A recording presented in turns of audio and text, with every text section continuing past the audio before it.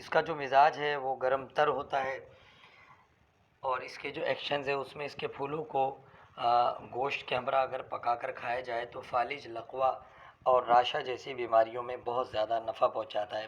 نحمدہ ونصلی ونسلم علی رسولہ الکریم، اما بعد، فاعوذ باللہ من الشیطان الرجیم، بسم اللہ الرحمن الرحیم۔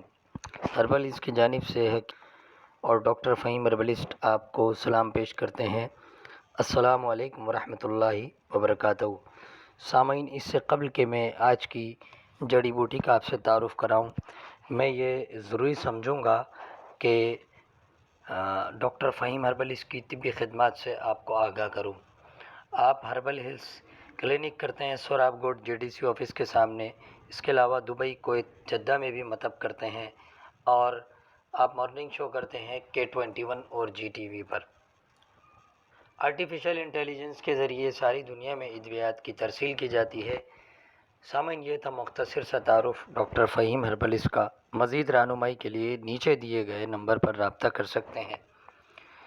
آج کی جو ہماری جڑی بوٹی ہے وہ عام طور پہ مشہور ہے گلے چینی کے نام سے۔ گلے چینی کا یہ پودا ہے اور یہ بے ضرر بہت ہی کام آنے والا پودا ہے، جو اکثر گارڈنز وغیرہ میں خضر اگا ہوا مل جاتا ہے، یا جہاں پر بھی دودھی خرد موجود ہو وہیں پر یہ پودا آپ کو دیکھنے میں مل جاتا ہے۔ اس میں سے اس کی خاص نشانی یہ ہے گلے چینی کی کہ اس میں سے دودھ برآمد ہوتا ہے، اور اس کے پھول نازک، خوبصورت، بالکل بسکیپرے کے پھول کی طرح ہوتے ہیں، جو دیکھنے میں بڑے خوشنما لگتے ہیں، اور یہ کئی رنگوں میں ہوتا ہے۔ تو ناظرین، آئیے شناخت کراتے ہیں آپ کو اس کے پتوں کی، اس کی چیزوں کی۔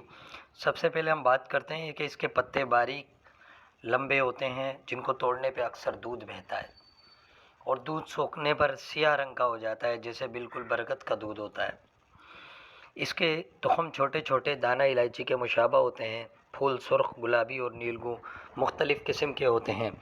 اس کا جو مزاج ہے وہ گرم تر ہوتا ہے، اور اس کے جو ایکشنز ہے اس میں اس کے پھولوں کو گوشت کے ہمراہ اگر پکا کر کھایا جائے تو فالج، لقوہ اور راشہ جیسی بیماریوں میں بہت زیادہ نفع پہنچاتا ہے۔ مقوی با بھی بیان کیا جاتا ہے۔ اس کے علاوہ اس کی شاخوں اور تنوں کو پانی میں خفیف جوش دے کے سرکے میں پروردہ کر کے اچار بھی بناتے ہیں۔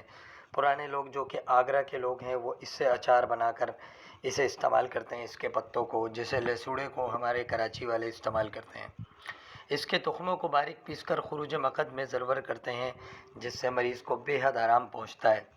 اس کے جو پتے ہیں اور پھول، ان کو باریک پیس کر پانی میں لیپ کر اگر عضو خاص پر اگر وہ لیپ کیا جائے تو 3 دن میں ازحد فائدہ ہوتا ہے، اور عضو خاص سے جو گندی رطوبت ہے وہ خارج ہو جاتی ہے، اور مریض، نامرد قسم کے ایسے مریض جو بہت سال سے پریشان ہو، انہیں بہت زیادہ افاقہ ہوتا ہے۔